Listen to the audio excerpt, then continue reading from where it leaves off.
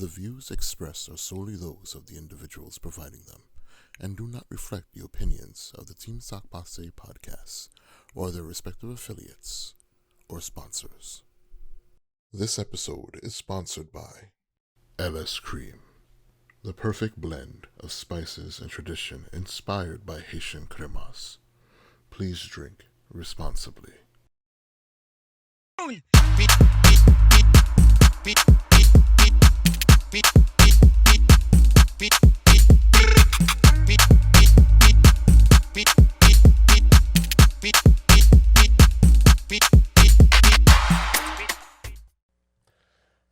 Pase. What's up, world? Welcome to another episode of the Team Doughpebk podcast. My name is Glad. And I'm your boy Rob. We are your favorite Team Doughpebk podcast show where we interview great entrepreneurs from all sectors of industry. Remember, subscribe, share, comment below. Subscribe, share, comment below. Glad, tell them. We got a great entrepreneur for you guys today. Awesome brother, Haitian brother. He's going to be talking about his business and other ventures that he's a part of. My brother Macatin from Doughpebk. What's up, bro? How you doing? What's going on, my brother? What's going on? No doubt. Thanks for doing this, bro. Thank you. Thanks for I'm coming here. out. I'm here. Pase, what's up, bro? Boule, negla, man. Negla. Okay. We were having a lot of great conversation before the mics went on, but now the mics is hot, so now let's talk, man. How you been doing, man? I've been doing a little bit better than good. I've been real dope. If you understand what I'm trying to say, I've been real dope. Let's talk about this because from what a quick read from your bio, you started this venture. You started Doughpebk during the pandemic. Yeah. I started during the pandemic. I was with my daughters. My wife and I were with my daughters, and we didn't know what to do with them because they were 1 and 3 at the time. And we're like, dang, they can't be in daycare, so therefore, how are they going to learn? And I'm like, baking, because baking has so many disciplines in it that you're learning while you're eating.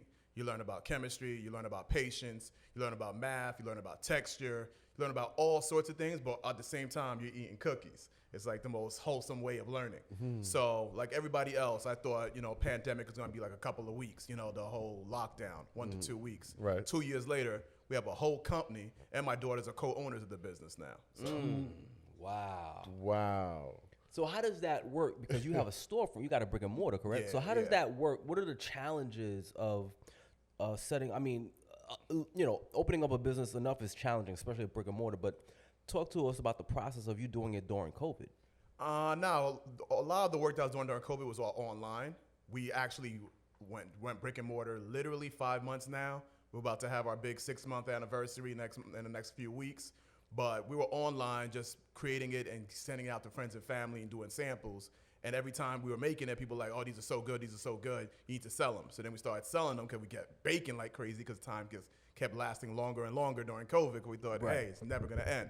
Right. So as it got bigger and better, more people started ordering. We're like, I think it's time for us to level up and take it and go brick and mortar. And since I had other businesses that were already brick and mortar, it was like a natural synergy to go to the product side. I had a bunch of service side businesses already. Okay. Because I was just going to ask, because you during that time during the pandemic, what were you doing? I mean, like during the day, you're baking cookies. Is it like a full time? Because this stuff right here, explain that. Well, the honest to God truth is my wife was a huge help during that time because literally the same month that COVID started is the same time I launched my other company, and that was a private dining group called Room 24K, and unfortunately, God rest the dead, but COVID might have been the best thing that ever happened in my life because literally once we opened that private dining, the whole world wanted to go private anyway because everyone was scared. So we were the only restaurant available, which opened up all the opportunities that happen till this day because literally we're going to the vendors and going to all these locking in all these leases. Mm-hmm. And everyone's like, how are you making money? We're literally the only people left in the world that felt like that was still making money because all the venues were closed and people still had birthdays, people still had graduations, people still had moments. And because we had a private dining facility, meaning you and your people that you feel comfortable with come to our locations, we just blew like gangbusters, literally same time. So this was like an event space? Event space. No, private dining. We don't do it. We don't consider ourselves an event space because an event space doesn't provide you with a personal chef, doesn't provide you with personal hostess, doesn't have you 3-course meals, unlimited wine and champagne. Like it's a whole mood created for you at all times, and it's multiple locations throughout the country. Wow. At this point, we're about 62,000 deep, and it's pretty much all black people. 62,000? 62,000 members deep, all black people. It's 24K. So this that is like was a super niche that you kind of created yeah. during COVID. It's like a hint of an event space, but it's more personalized. Yes. My thing was I was tired of going to Catch. I was tired of going to, I'm not going to start throwing all the other but I was tired of going to places and seeing the black dollar not respected. Like I saw the other table to the side, the other people, and they were getting more respect than us, but we're spending the same amount of money. So I'm like, if I'm going to spend this level of money, I want to get the level of respect that goes with it. And then we all know the black dollar math, where 46 seconds, the money's gone. So I'm like, okay, I think I could do this better. So we decided, okay, let's just bring it internal. And that at this point, our members set such a standard that when you go to all those other places, you're like, that's not how 24K does it, because we just leveled up our customer experience for everybody. Like, you are a king and a queen, and you should be treated accordingly because you work too damn hard for your money. True. Like, if I'm gonna spend $300 at a dinner, you're gonna show me some respect. You're not just gonna usher me out, not come back and check on my table. Just all sorts of things. I just feel like you didn't do that to that other table. You did it to our table. And we'll shirk and we'll shrink it in certain rooms. But when you're in rooms of kings and queens and people are like you, there's no shrinking there, because greatness just permeates. Now, we're going to talk about dope cookies in a little bit, but you struck a chord when you said service. And sometimes in our culture, when we come to our own establishment, sometimes service is not so great. How have you been able to pride yourself with the service, and how are you managing all of these people? My thing is, no matter what business you run, you're in the service business. You're always in the service business. If you're like the funniest thing, when I worked a regular job for a quick 5 years right after college, right? But then literally once I was leaving, my friend told me the best thing. He's like, oh, you say you want to be your own boss. You mean you want to have 1 million bosses, because now you're about to be an entrepreneur. And every customer and every person who walks through those doors is going to be your boss, because they have an impact on your bottom line. And when they told me that in my mid-20s, that changed everything for me. I was like, because you come in, I'm going to be my boss. I want to be boss talk. Like, no, you're going to be a servant. And once you look at it from that perspective, everything changed. So I was willing to grind. And then now you're understanding that you're a servant to employees, you're a servant to vendors, you're a servant to your partners. In every situation, you're always serving. So, and making sure customer experience is always top of mind for us. So when it comes to black people, we are very, very difficult on ourselves. I think it's really a self-hate thing, because we can't imagine us being great. So when you see somebody else falling off, because Target can mess up your order and you're going back to Target the next week. Correct. But a mom and pop messes up your order and you start talking about how bad black businesses are. So that's really just a self-hate thing. It's not, but people don't understand the depth of their issues. Wow. That's deep. That's deep. No, that's deep. Because we talk about it all the time, right? Yeah, we always talk about that. And we've had past business owners who own restaurants and stuff like that, and they've kind of shared the same sentiment as well.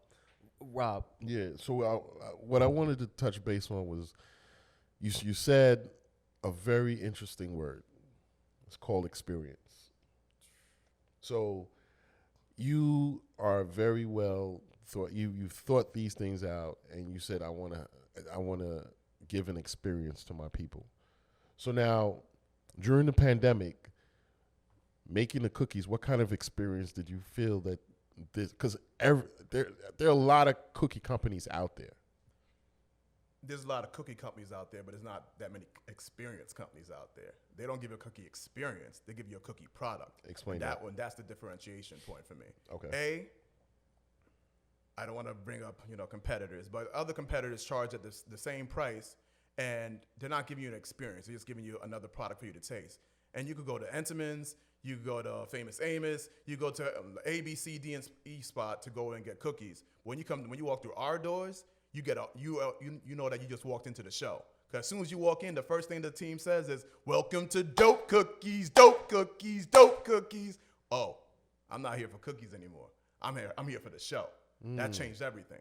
And that's things that I learned through other businesses, and just learning like we're a happy people. We're an entertaining kind of people. So why should it just be product specific when, okay, here, pick up your cookies. Well, you want chocolate chip, you want this, you want that, and then you walk out the door. Nah, make it fun. Make it an experience for the person. So now when they come in, they'll literally walk out the door, come back in just to get that greeting again. And now we're telling you all about the location. We're telling you about the theme backgrounds. We're giving you a history of hip hop. Like, you're gonna get the cookie. The cookie's gonna be fire because we don't make good cookies. We make dope cookies, but You're going to get a whole experience around it that makes you want to bring your friend back, bring your mom back, bring your cousins back, because you're like, and it's black owned. So you're like, yo, not only are the cookies fire, not only is the experience fire, it's a black owned company. Like, it's just a no brainer. We're a layup. So it's like, dude, I love your energy, bro. I love it. I love the energy. So who, like, you created this whole experience about welcome to Dope Cookies, Dope, like, you that one, I have whole... to say my partner came up with that part because we you know, we're OGs, you know, we'll show our age. Right. We're in living color era people. So, you know, we remember seeing scenes with like Marlon Wayans, with Damon Wayans. He's like, yeah, boy, and all this other stuff. Right. Yes. So I was like, oh, what if we did something like, he said, let's do something like that, but with Dope Cookies. And then he started doing it, and we noticed that we real-time adjustments when you're a small business. So the fact that I'm like, yo, just do it. And then he started doing it, and the reaction from customers was just like, that joy that came out of their face, they're like, oh my God. And then once I saw that, I'm like, oh, we got it. That's it. We're running with that. And then we just started drilling in more to that level of experience and that level of entertainment. Because once again, cookies are cookies are cookies. Experience, that's unique. Talk to us about the hip hop experience. Dive in a little bit with that. Many titles ago, I was a hip hop photographer for 10 to 12 years. Shot for everybody, was an in-house photographer for Hot 97, shot every summer jam for like close to for over a decade. Really? So when I say I'm an entrepreneur, I'm an entrepreneur for real. Like I done wore many hats, and each one of those things is like different degrees that I have that I could bring in and whoop out at any point in time. So the hip hop thing was, I'm a hip hop junkie. So I was like, okay, what could I do that's gonna make this cookie spot different from A, B, C, and D? And I was like, hip hop, because hip-hop has been taken from us in so many different ways, and we haven't been able to maximize and leverage it the way we should have because everybody else did it. And B, I'm like, it's entertaining, it's fun, and there's so much, and there's a gap because I have, you know, being a Haitian, you know, I have a wide range of family members in age. So I have my young little sister currently who's 20, and I have me who's 40-something. So there's a huge gap. So then I'll start liking something in a song, and she's like, the hell are you listening to? Then she starts playing something, I'll give her the aux. She doesn't do auxes, but let's say aux. Yeah. And I'm like, what the hell are you listening to? So I noticed that there was a huge divide, but the love of the culture was the same. So I was like, hey, this is an opportunity for us to all learn about each other through cookies. So that's why all our cookies have hip-hop names, hip-hop inspired names. So you'll go from like the Hot Girl Summer cookie, shout out to Meg Thee Stallion, to the Ooh La La La cookie, which is the Fugees. And then every time when you come in, some people get to play a game. Why did we name that cookie that cookie? So now you're not just getting a cookie no more. Now you're learning about the history of hip hop. You're learning about stuff. When you look on the background, the theme of our store, we said that we have our Hall of Fame, but there's plenty of names that are not up there. There's not plenty of image. So you're like, why is Scarface not up there? Why is Mary J not up there? Now you start to have a conversation, that connection with somebody. It changes everything. For me, the love of hip hop extended into the food. I've had enough. I need some of these cookies. This is interesting. You mentioned. Go ahead. I know he wants to dive in. Go ahead, bro. Dive in. You gotta dive in. Say that question. Let's Taster's choice, because I know you got some. Yeah, I brought a few things. I actually brought a hot joint, a new joint for you too. For the audience out there, you know I'm a cookie monster. This guy's talking about the experience. And the box is right there in front of me. Rob, don't forget that question, Rob. I did my 20 push-ups. Nah. We bang out 50 clips out here. What you got? Boy. We bang out 50. Tell us what you got. Okay. What we got right here. Box number one. Just some of our minis, just little mini versions of. We got the Baby D, because nobody likes snacks more than Baby D. Shout out to Next Friday character. Next cookie we have there is minis of the Hot Girl Summer, and that's a vanilla cookie with white chocolate chips. Sprinkles, and when you crack the middle, there's a golden Oreo, because who doesn't like a surprise for the summer? That's what makes the summer memorable. Last but not least, in this little box right here, we have the Dear Summer cookie. That's part of our New York Public Library collaboration with for the Jay-Z event. And why do we call it Dear Summer? Because that was Jay-Z's hit song, and it's a watermelon cookie with watermelon frosting with chocolate drizzle in the top, because watermelon and summer go hand in hand. Okay, so I gotta taste that one. Yeah, the pink one right there. That's the watermelon flavor one, yeah. We got to pass it to the audience. Zeez. I'm going to try. Which one is this one right here? Which one? This one right here. This one right here. Oh, that's the Baby D. That's the Baby D. That's the chocolate chip. Chocolate chip. Love chocolate chip. What you need is the other box. That's the taster box. You need the real box. So, first thing, soft baked at all times. soft baked, very light. 30% less sugar than any other spot you're gonna go to. I got babies. I made it with my daughters. Very light. Interesting. Flavorful. Yeah. It's good. Very good. I mean,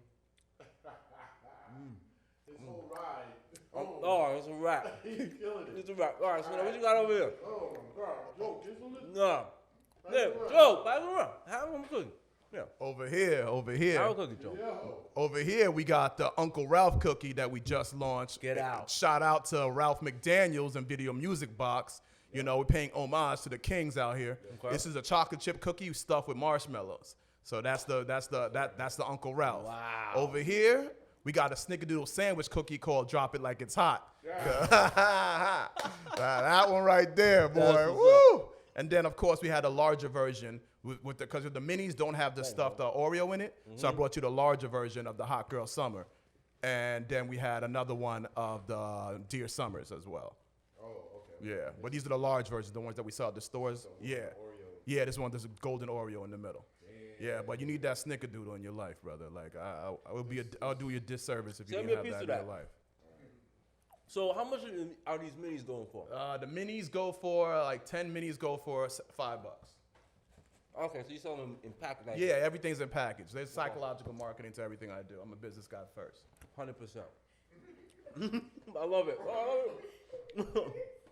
I love it. You liked it? Yo, you took the whole thing. You were supposed to send me a piece. Nah, bro. That one hits different. I got promise you. That one hits different. All right, so I'm gonna do Uncle Ralph. What's that? Oh, Nah, you need that. You need Nah, that. You this- need that. I'm a big, if y'all don't know, I'm a big cinnamon kind of guy. Drop it like wow. Yo. Yeah. I'm a big cinnamon guy. Wow. I This wouldn't lie right to here. you. I Yo. wouldn't lie to you. I Bro. wouldn't lie to Yo. Bro. you. Come on, man. The ancestors helped me with that one. The ancestors helped me with that one. With the, yo, bro. Dope cookies, and you eating it like, yo, that's dope. That's dope. I told you we don't make good cookies. We make No. dope cookies. Come on now. Yo, all right. Well, Wow. We're gonna keep keep snacking on these cookies. Now, Wow. What I want, Rob, did you remember your question? Nah. After this, All right. This is what I oh, want. wait. I did. Okay. Go ahead. All right. Go ahead. You mentioned that it's a conversation starter. Your back piece, in the store. What's the average time does a customer stay in the store to kind of like get that experience? 6 to 8 minutes.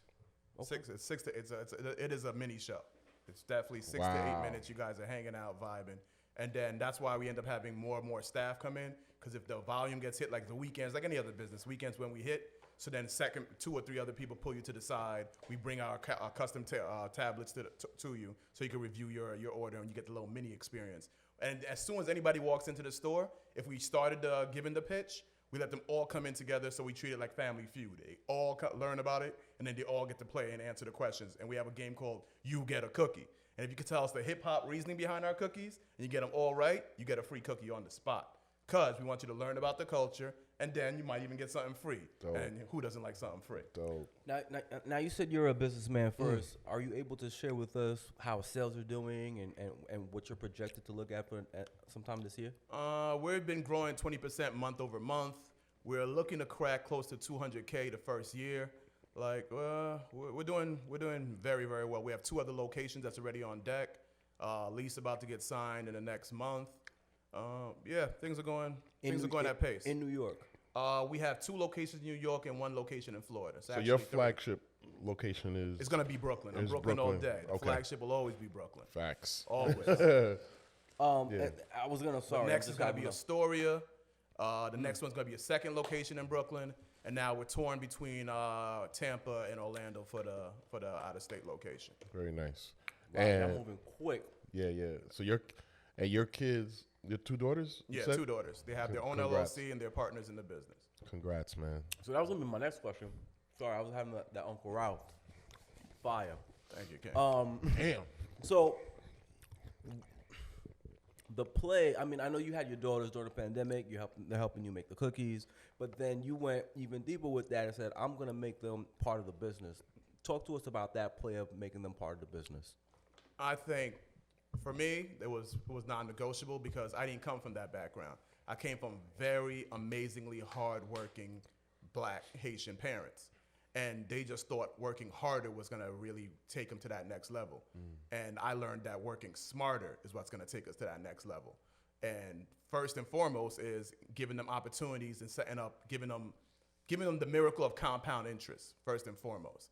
I wanted to help them make money from the very beginning and put that money in the market. So by the time they're 25, 45, 60, which is the way I break down with their payment structures, they had 25 years of all the money that we've been making together that compounded, and now they got their first chunk at 25. Then they get another chunk. Let's just say you blow the bread. You mess it up. We're going to blow the first bag. At 45, another wave of bread hits you again. And that's the thing, like giving ourselves the infamous, my family helped me out with a little loan of $1 million. None of us ever say that. Right. But we could have if we understood the power of compound interest and putting a little bit of money over a long period of time. We're Susu kings. I'm Haitian. We're Susu kings. The stock market is Susu on crack. Like, if you just knew how to play it. Absolutely. But we didn't know it. So lack of knowledge is what kills most of us. So that was my thing. He's setting up my doors of LLCs because I run multiple businesses. I've been doing LLCs and small business setups for people for years. That's like the core background of all my businesses, tech and business development. So it was a no-brainer for my daughters out the gate to have LLCs, have their credit line set up, and have everything on track. So it's turnkey. I wanted my daughters to be in a situation where you do what you want to do, not what you have to do. And so when you're at 18, if you want to go to college, you can go to college. But if you want to go try that first venture and put $25,000 up and do a fashion thing, go ahead. That's your 25. You done studied. You done been around daddy, so you already know a thing or two. Right. So go give it a shot. Because fail your way to success. It's simple as that. Beautiful. In that piece that you just said, you said lack of knowledge, which we also spoke about before the mics were on. And we were talking about this information that we're giving to the people. You know, Rob and I, we started out 10 years ago doing sock Pase shirts for the culture. We pivoted the company 180. We said, you know what, let's do a podcast. And all the great people that we've been meeting over the last 10 years, let's put them on this platform that we have with this podcast. Can you go a little bit deeper and explain about the lack of knowledge, and if the people want this knowledge and that the people really need this knowledge to help us get to the next level? Like, or just share your thoughts. No, my thoughts around knowledge in our community is twofold. One, there's definitely a dearth, a lack of, but then there's two lacks. There's the lack of knowledge, and then there's the lack of execution. And when you compound that, that's our own L. Before you could say, okay, they were keeping the information away from us and da-da-da-da. Those days are gone. There's amazing podcasts like your platform, and you can count a list of other people who are really going hard in terms of sharing the knowledge of people. And people have ebook opportunities. There's YouTube, the best university ever. I would have never went to college if I could have just went to YouTube, because I'm like, if you're a self-started individual. So you have to want to learn. You have to always want to take what you're learning and actually execute on it and see how it works for you. Because just because the book told you it might work, until you actually do it yourself, you don't know if it works. You don't know how you could tinker and change and make the adjustments you need to make. And then keep learning again. So when you get knowledge, you should either be executed on or shared. Besides that, if you don't, then it was a waste of everything you learned, period. Powerful. That's powerful, because a lot of our people, we learn and we keep it to ourselves. And that is, you're doing a disservice to yourself, to your community, to your family. Just taking all this knowledge and just keeping it to yourself. We preach that all the time. Now, you talk about entrepreneurship. Who's an entrepreneur in your family? My uncle. So you learned a lot from him? He was a side hustler entrepreneur. He was a banker by day, and he was the first one to show me what $10,000 looked like. And that kind of, when you have perspective of what money actually looks like versus what people tell you in theory, it changes things. And he's like, oh, you want $10,000? I'm like, yeah, that sounds like a lot of money. He showed me, he's like, oh, you want this much? He's like, how much do you want to make? I'm like, at that time I was young. I was like, if I graduate, I'm making $40-something thousand. That'll be great. And he showed me what it physically looked like. Oh, you want to make this much? When I thought about 365 days of my life is worth this much. That changed everything for me. I was like, oh, I don't want 40 something. I want this much now, because I just understood that it's the power and the volume of what you could do, and you were limiting yourself with the numbers. So I told my uncle I just had my grandfather's 100th birthday party, went down to Florida. Beautiful. And I thanked my uncle. I was like, literally everything that I am is because of you, because you showing me like what that looks like in real life, what hustle looks like. You know, even for my first payment for college, he took me door to door to a building that he owned to go collect. And he's like, once you collect that money, that's your money for you to go make that first payment towards the college. And I'm literally going door to door from in the apartment building on the first, like, hey, you got that money? I was wow. But that changes things. When you see stuff like that, you're like, this is literally my college money that my uncle's showing me how to get right now. So that was it for me. Wow. Powerful. Let's talk about the future of this company, because you're growing very fast. Now, you said you got different locations. That's not so much franchising, right? That you're just building out. But would you plan, or in the future, to have other people buy into the franchise? Is that something or you just want to grow organically the way you want to grow in steady fast? I think I don't want to say my long-term goals, because that's hubris, assuming that I know what the future holds. Right. But for now, I want to have very tight reins of the growth, and I'm not greedy in terms of the money, because it's not just the money for me. It's having a stake, having a seat at the table for our brand, for our companies, and for a black company specifically. And I'm not mad at the people who say, oh, I'm gonna sell to this. No, you're gonna buy in. I'm not selling a goddamn thing. You're gonna buy in. And I'm gonna build it to the point that when you give me 5%, that's equal to what I would have sold it for. That's where my head's at. Powerful. Damn. Boy, Rob. That's big. I'm That's eating big, cookies. bro. Go ahead. Ask him a question. I'm gonna have bro, another. that's deep, man. That's deep. Talk about you growing up. You grew up in Brooklyn? Nah. I grew up in Elmont all day. Elmont, His Long neck Island. of the woods. Yeah, I know. I've seen you before. I clearly know. We always know people. Okay, man. okay. So, yeah, like I was a weekend Brooklyner and an Elmonter by week. So I think that was an amazing juxtaposition for you to learn. Because Long Island had, the picket fences and all that stuff. True. And he showed you felt a little safe. But then you got to go to the Chinese store on Saturday with your cousin in Brooklyn on Glenwood, and you realize that, hey, some people just try to run up in your pockets right there, broad day. You're like, things are not so safe. Yep, I been remember there, done that. I Yep. clearly was getting a haircut one time. I was on Farragut, and I was getting a haircut, and a guy came in, and he asked me what my shoe size was. And the Long Islander in me was about to answer what my shoe size was. And the barber looked at me like, we're not doing that here. And I didn't understand what the conversation was around me. Right. And then he had to school me the game. He's like, yo, that guy's trying to rob you for your shoes, young boy. Like, I was like, I didn't know. I just thought he wanted to know what size my shoes were. He seems like a nice guy. You on Farragut? Yeah, they coming for you. Yeah, I was food. They saw food. They're like, right. yo, it looks like good food over here. So I had to learn real fast. And I think I brought all that knowledge back to everything out to my peoples back home. So That's what's up. Tell us of some of your other inspirations that helped you get to this point in life. My grandmother, God rest her dead. She got me my National Geographic when I was like, I guess in second grade, whatever.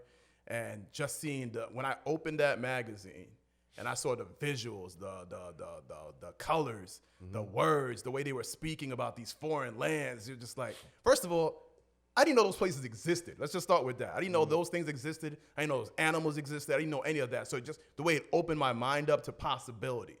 And that changed everything for me, because between her, the level of discipline that my mom showed me of working literally 24 hours. Like, I'll say I work 24 hours, but I sleep a few. No, she literally worked 24 hours. And then seeing my uncle, just seeing so many different people do things and show you like what's possible. Like, because you think, I'm tired. I was playing basketball all day. Then I went to school. Then you see your mom work the whole 24 hours she worked. You're not tired, bro. Same thing. Like your grandma showing you like there's a whole other world. I know you're thinking one thing, but it's a whole other world, and so many people you're learning about Aztecs and, different cultures, and you're just like, wow, I didn't even know these things existed. And that fostered my love of learning right then and there. From that point on, I was just a sponge for more information.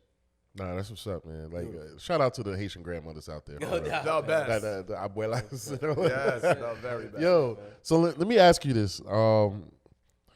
How many other businesses you said you had during the pandemic? I started two. You started two? Yeah, but I had a couple already in the back pocket. In the back pocket. So Yeah, that's, yeah. let's say 4. Yeah. Yeah. Plus the cookie business. Yeah. You're married, Yeah. husband, Yeah. father, Yeah. 2 daughters. 2 daughters. Where do you find time, not only for yourself, where do you find time? How do you balance, or how do you work that? I set a post. I created a post for my birthday on Instagram that kind of went mini viral for a low-key guy. And I had to come to this fruition that I shared with the world. First, I shared it with my wife.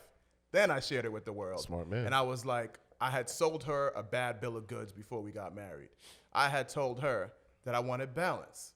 I wanted, to have a little bit of this or that. I want to have my wife. I want to have my kids. I want to have that. Then I woke up one day, 10 years later, and I realized I've been lying to you the whole time. I do not want balance. I want excess. I want everything. Abundance, period. And I know what goes with it. An abundance of wins goes with abundance of losses. So that means you're going to have an abundance of times that you don't get to be with your family during those great times. You're going to have abundance of losses and people who hustle you, but that's not going to stop you. You're just going to have an abundance of everything. But the other side of the abundance of people that I could help, the abundance of money that we could put back in the community, that's what I want. So I really don't care for sleep. I don't care for it. It's not my thing. I could care less. Is your wife Haitian?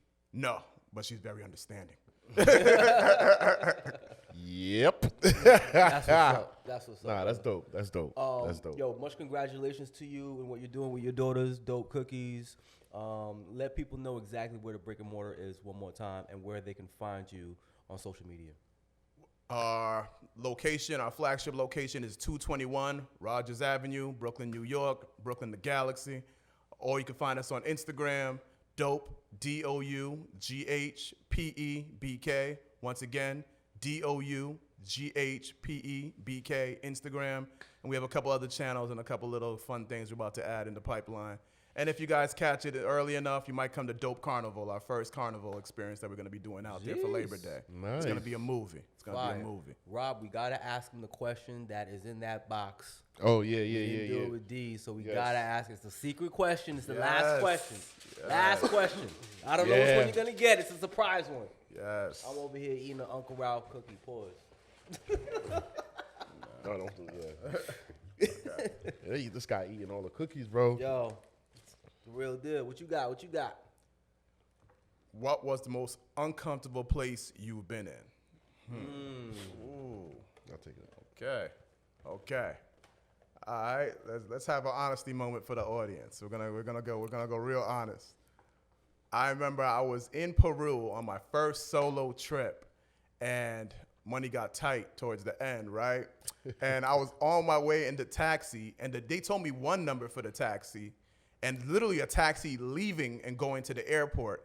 But when I got in the taxi, I was looking at the meter, and the pesos numbers weren't quite adding up to the number I was told before. So I was like, damn, this taxi's gonna cost me more money than I actually got to get the fuck out this country. Wow. So I was uncomfortable as fuck. So I'm like, bro, I started telling him, like, I ain't gonna have it. Before we were like maybe 2 minutes away, I could see the airport. I said, I'm not gonna have it, bro. And he's like, what do you mean you're not gonna have it? So he's like, I'm like, yo, at that time I had some fancy watch. I'm like, yo, take this watch, cause I ain't got it, but I need to get the hell out this country. So he's like, nah, I'm not doing that, So I literally had to pull the old school Jack move on him and throw the watch and run across the damn highway and get into the airport on this dude. Way. Like, bruh, like, No way. But I was backpacking, so I had my backpack on me, so I didn't have to worry about nothing in the trunk. I just told him, all right, I got some money in the trunk. And then he's like, you didn't put nothing in the trunk. And while he was talking about it, I jumped out, ran for dear life to the airport. That was a very hairy, uncomfortable situation to be in. Bruh. That's why these questions are dope, Rob. 'Cause Yeah. people have That's awesome experiences and crazy. stories. I ain't never And told anybody that. That's Ah. awesome. I would I have miss never that thought Gucci that. watch, Hey, I think though. you I give him do a miss that consolation watch. prize. I Yeah, would've it was never- a very expensive. This guy got like a $600 watch for like a $70 trip. Like, So- he came up. He came Okay, up. okay. I missed that You watch. just had to get back. Yeah, I just had to get home. Yeah. That's what's up, bro. Yo, congrats again. Thank you. Congrats, man. Yo, you're a gem, brother. You're a gem. What you doing, Haitian fellow? Brother doing his thing, man. Appreciate you, man. Yeah, I'm here for the community, man. you're Let's an get it interesting done. guy. Interesting person, bro. Because the guy, I'm listening to his story. Yeah. Shout out to Jennifer Cadet. Yeah, shout out to Jennifer Cadet. Yeah, thank you bringing so the gem, much. for bringing the yeah, gem. yeah. Nah, Jen the that's dope. Queen, I see you. No doubt. No doubt. Yeah, no, definitely appreciate you coming out, man. And yeah, much congrats. I got to bring my daughters out. Definitely. Yeah, We're for the family, man. Let's go. We got to definitely Yeah, that'd be experience. nice. We got to experience that. We're gonna talk off camera about certain things. 100%. Yes, Labor Day comes soon, so Oh man, Come Dope soon. Carnival. It's gonna be a movie out Facts, here. facts. It's gonna Nah, be, that's what's up. and it's gonna be a Haitian carnival. Let's go!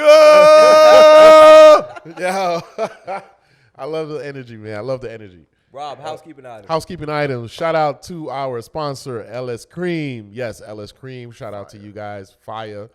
You heard him? Fire. Everyone tasted it. It's dope. Yes, LS Cream. Shout out to Roots of Brooklyn. Shout out Sweet 00, 100. Thank you all so much. Thank you, Team Sock Pase on each platform wherever you listen to your podcast. And yeah, man, like, thank you so much, bro. Before we close out, we gotta do the chant. This is how we're gonna close out the show. So it's dope cookie 3 times. Yeah, dope cookie, yeah. dope cookie, dope cookie. Dope cookie, All right, yep. this is how we're gonna close it out. Ready? Rob, you ready? I'm ready. All right. But you need energy, though. Oh, I got the energy, bro. We I gotta know. got all the sugar. No. sugar that man done had. No, I'm not saying no. We're gonna get the energy, but we gotta match his energy. Oh, right. Now his energy's lit. We gotta match his energy. Down before the cookies drop on the floor. Word. we're gonna do one round. We're gonna do a practice round. All right, we'll do a practice one. Ready? All right, let's go. 1, 2, 3. Welcome to Dope Dope cookies, Cookies. dope cookies, dope cookies. All right. Oh, we're one-time hoes out here. All right, we Okay. good, I think we got it. All right, We got all it. right. Yo, that's a drop. That's a drop. That's a drop. Here Word, we go. we out here. From Team South Pase Podcast, we just want to say We- big shout out to our brother Matt from Dope Cookies, and we out. Ready? Dope cookies, dope cookies, dope cookies. Peace. Peace. LS Cream, the perfect blend of spices and tradition inspired by Haitian cremas. Please drink responsibly. Beat.